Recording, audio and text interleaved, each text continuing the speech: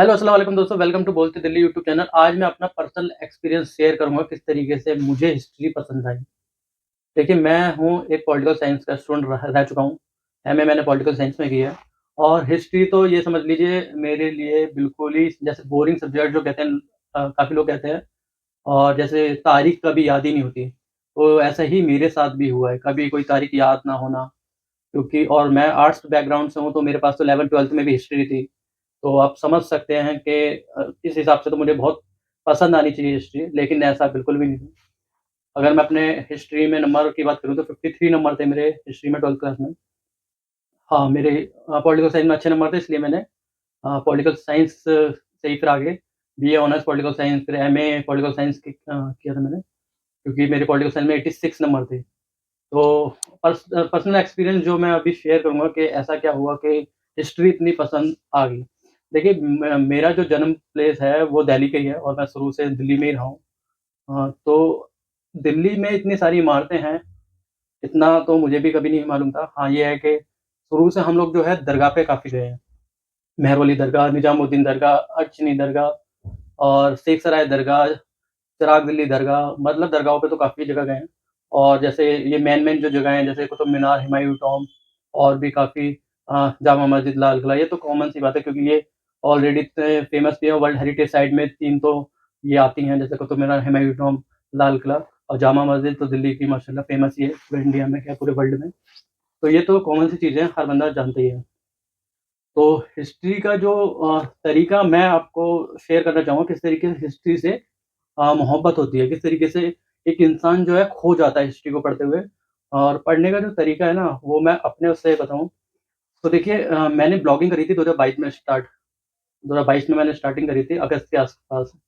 तो तब तक क्या नॉर्मल यही रहता था। अब जैसे मेरे जो क सबसे पास में जो मॉन्यूमेंट था, वो था तुगलकाबाद, क्योंकि मैंने तुगलकाबाद से ही 12वीं फर्स्ट क्लास से लेकर 12वीं तक मैं तुगलकाबाद से ही पढ़ा हूँ। तो सबसे करीब जो है तुगलकाबाद ही था। तुगलकाबाद पे हम लोग कई कई बार जाते थे तुगलकाबाद किले के ऊपर और उस टाइम तो ये मालूम ही नहीं था ये क्या है, बस नॉर्मली सुनते थे कि जैसे टीचर बताते थे राजाओं का, महाराजाओं का, बादशाहों का, ऐसे वो कहते रहते थे अपनी तरफ से। तो उस टाइम तो कुछ आइडिया ही नहीं था कि ये कौन मोहम्मद बिन तुगलक, कौन गैसुद्दीन तुगलक, कौन फलाना।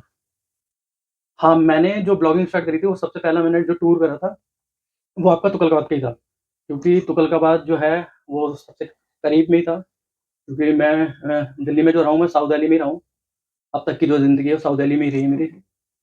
तो स्टार्टिंग जो हमने तुगलकाबाद से की और जैसा मैं आपको बताऊँ, थोड़ा बहुत नॉर्मल पढ़ लिया था कि गयासुद्दीन तुगलक कौन थे, फिर उसके बाद फिर उनका मकबरा भी है, तो यही नॉर्मल ऐसे चलता रहा। पढ़ लिया, फिर हम उसी इमारत पे घूम रहे हैं और जो चीज़ पढ़ी है, वही हमारे सामने भी बयान हो रही है। दिख रहा है, वो किला दिख रहा है, वो मकबरा दिख रहा है, जहाँ वो दफ़न हुए हैं। ऐसे ही चलते-चलते फिर और भी जगह गए, जैसे आर्कियोलॉजिकल पार्क, कुतुब मीनार और सबसे अच्छी बात ये है कि वो चीज़ें ज़्यादा मुझे मिल रही थी, जहाँ मैं जा चुका था। जैसे तुगलकाबाद किले में तो पूरे मतलब तुगलकाबाद में तो 12 साल स्कूल की पढ़ाई करी, तो कई बार मतलब जाना रहता था तुगलकाबाद में। तो एक तो स्टोरी जो है, जो पढ़ा है गयासुद्दीन तुगलक के बारे में, वो सामने आ रही है मेरे। दूसरा क्या है, हम स्कूल से खुद जाते थे, तो वो भी स्टोरी हमारे सामने आ रही है।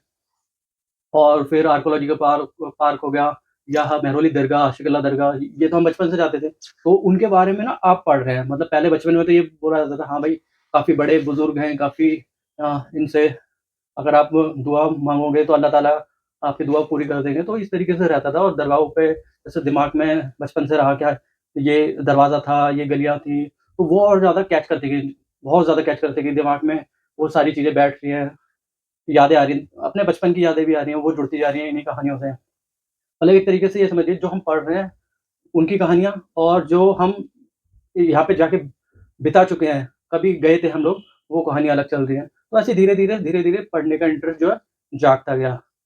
और ऐसा नहीं है कि हिस्ट्री जो है कभी सामने नहीं आई है। फर्स्ट क्लास से लेकर ये समझ लीजिए आप एमए तक कई बार हिस्ट्री के सब्जेक्ट मिलते रहे हैं। पॉलिटिकल साइंस में भी ऐसा नहीं है कि सिर्फ़ पॉलिटिकल ही हो। पॉलिटिकल में भी जैसे कई चीज़ें थी, जैसे हड़प्पा के बारे में कभी आ गया, कभी और भी चीज़ें गांधी जी के बारे में, कई सारे जो आंदोलन हुए थे उनके बारे में। तो वो आंदोलन भी तो हुए तो दिल्ली में ही थे। लेकिन कभी भी ऐसा लगा नहीं कि जिस दिल्ली में हम रह रहे हैं, वो सारा हिस्ट्री जो है इसी दिल्ली से गुज़र के गई है। तो काफ़ी अच्छा लगा, मतलब देखने में, सुनने में और महसूस कर रहे हैं कि यार जिस दिल्ली में हम रह रहे हैं उसी की बातें हम पढ़ रहे हैं, उसी का सब कुछ हो रहा है ये सारा कुछ। तो वो वहाँ से ना इंटरेस्ट ना बिल्कुल ज़्यादा अ बहुत अच्छा लगने लग गया। फिर धीरे-धीरे पढ़ते गए। हाँ, ये ब्लॉगिंग जो है वो कम हो गई, लेकिन हिस्ट्री जो है ये समझ लीजिए ब्लॉगिंग मैंने अगर 50% करी तो उसके बाद हिस्ट्री में जो है मेरा 100-200% पढ़ने का इंटरेस्ट जाता रहा। दिल्ली में और भी चीज़ें मैं ढूँढता रहा। अब ऐसा नहीं है कि मतलब होता है ना कि अब आप नए बंदे हो तो आपके सामने तो भाई एक इमारत कोई गूगल मैप पे दिखी, 2 इमारत दिखी, क्योंकि उस टाइम तो ऐसा कोई इतना कंटेंट नहीं था, पहले वो कम था, 2022 की मैं बात करूँ, तो हम जो कंटेंट ढूँढते थे वो गूगल मैप पे ढूँढते थे। हिस्टोरिकल लैंडमार्क, हिस्टोरिकल मॉन्यूमेंट इस तरीके से। लेकिन ये कभी पता ही नहीं था कि बुक ऑलरेडी छप चुकी है और उसपे ऑलरेडी इतना जितने भी दिल्ली के मॉन्यूमेंट हैं वो लिस्ट बन चुकी है। आज भी काफ़ी लोग हैं वो यही समझते हैं कि कोई इमारत उनके सामने आ गई या उन्होंने ढूँढ निकाली तो वो ये समझते हैं कि वो इमारत किसी ने देखी ही नहीं है। देखिए, ऐसा ये हो सकता है कि आपने वो इमारत पहली बार देखी है या किसी और बंदे ने वो इमारत पहली बार देखी है, लेकिन वो इमारत जो है डॉक्यूमेंटेड है। 1922 जो मौलवी जफ़र हसन है उनकी बुक में है, या सर सैयद अहमद खान ने जो 1847 में बुक लिखी थी, उसके बाद 1854 में उनका जो सेकंड पार्ट आया था। तो ऐसा नहीं है कि कोई भी चीज़ दिल्ली में ना अब ऐसा नहीं है कि छुपी हुई है, सब वो बुकों में है, आपको मिल जाएगी। तो हिस्ट्री पढ़ने का मैं आपको तरीका यही है कि आप अगर दिल्ली सल्तनत के बारे में पढ़ रहे हैं, मान लीजिए आप तोमरों के बारे में पढ़ रहे हैं, राजपूतों के बारे में पढ़ रहे हैं, और कोशिश करिए कि आप किसी भी शहर से हों या किसी भी गाँव से हों, तो सबसे पहले ना आप अपने गाँव की हिस्ट्री पढ़िए। उससे बेनिफिट ये होगा आपको कि आप उसी गाँव के हैं, बचपन आपने बिताया है, सब कुछ आपने उसी गाँव में देखा है या उसी शहर में आपने सब कुछ देखा है। तो अपने गाँव, अपने शहर की ना हिस्ट्री पढ़िए। वो फिर महसूस करिए कि हाँ, हमने भी यहाँ बिताया है बहुत वक़्त, किस तरीके से पहले के लोग रहा करते थे, इस तरीके से ना महसूस करिए। फिर धीरे-धीरे और भी किसी शहर में जाए, किसी गाँव में जाए, उनकी हिस्ट्री पढ़िए। फिर दोनों को कनेक्ट करिए।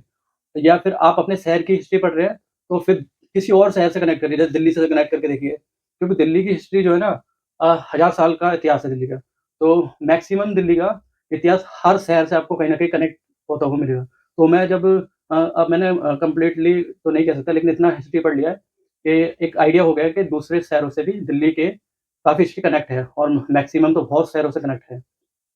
जैसे आपका पूरा राजस्थान है, अमरोहा है, कश्मीर है, ऐसे बहुत सारी जगह हैं दिल्ली में। और दिल्ली तो ये है कि शुरू से राजधानी रही है, काफ़ी सुल्तानों की, यहाँ तक कि तोमरों ने भी अपनी जो राजधानी दिल्ली में बनाई है, लाल कोट जो था। और जो चौहान थे, चाहे उनका राजधानी अजमेर रही हो, लेकिन कनेक्ट तो वो दिल्ली से भी थी। तो दिल्ली की जो कनेक्ट है, वो हर शहर से है, हर जगह से कनेक्ट रही है। यहाँ तक कि बाहर के देशों के शहर से भी कनेक्ट रही है। तो इस तरीके से हिस्ट्री में पढ़ता गया और दूसरे शहरों से भी कनेक्ट करते गया। तो सबसे जो मेन चीज़ है ना, वो महसूस करने वाली बात है। जो जितना आप महसूस करेंगे उतनी आप हिस्ट्री जो है ना, वो आपके मतलब दिमाग में रिकॉर्ड होती जाएगी पूरी तरीके से। और डेट तो आप कभी ज़िंदगी में भूल ही नहीं सकते अगर इस तरीके से हिस्ट्री पढ़ेंगे। तो इसलिए किसी किसी भी आप शहर में रहते हो, किसी भी गाँव में रहते हो, कहीं भी रहते हो, तो कहीं भी कोई इमारत आपके सामने है तो उसे पढ़िए, उसे महसूस करिए, उसे कनेक्ट करने की कोशिश करिए।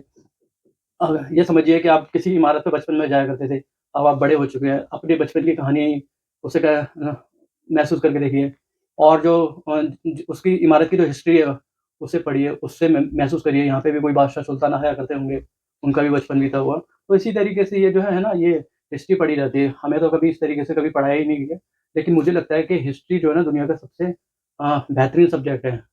इससे बेहतरीन कोई सब्जेक्ट नहीं हो सकता। तो हिस्ट्री पढ़ने का तरीका यही है, आपके कोई भी शहर से हो, आप कोई भी गाँव से हो, उस इमारत को पढ़िए, उसके बारे में जानिए। और जो हिस्ट्री आप पढ़ रहे हैं, उसे पढ़िए, फिर किसी इमारत पे जाइए।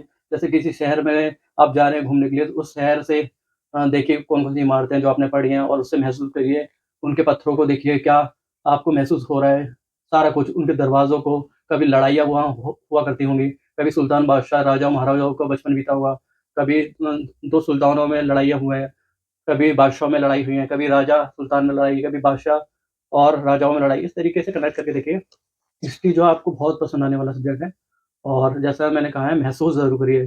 जितना ज़्यादा आप महसूस करेंगे हिस्ट्री, आपको उतनी ज़्यादा पसंद आती रहेगी और बोर तो ज़िंदगी में कभी हिस्ट्री आपको होगी नहीं। क्योंकि ये मेरा अपना पर्सनल एक्सपीरियंस है जो मैंने आपके साथ शेयर किया है, क्योंकि मुझे हिस्ट्री जो है इसी तरीके से पसंद आई है। इसीलिए मैं भी चाहता हूँ कि और लोग भी इसी तरीके से पढ़ें और महसूस करें और हिस्ट्री को हमेशा याद रखें। हिस्ट्री एक बार अगर आपने महसूस करके पढ़ ली, तो आप ज़िंदगी में कभी नहीं हिस्ट्री भूल सकते। तो दोस्तों ये था मेरा पर्सनल एक्सपीरियंस, जो हिस्ट्री मुझे किस तरीके से अ, पसंद आई, किस तरीके से मुझे सबसे अच्छा सब्जेक्ट लगता है हिस्ट्री आज के टाइम में। और पॉलिटिकल साइंस भी है, लेकिन पॉलिटिकल साइंस का नंबर जो है वो हिस्ट्री के बाद आता है। तो आप लोग बताना कि हाँ, किस तरीके की आपको ये वीडियो लगी है, और अच्छी लगी तो लाइक करना, शेयर करना, कमेंट करना। मिलते हैं फिर नेक्स्ट वीडियो में, तब तक के लिए अल्लाह हाफ़िज़।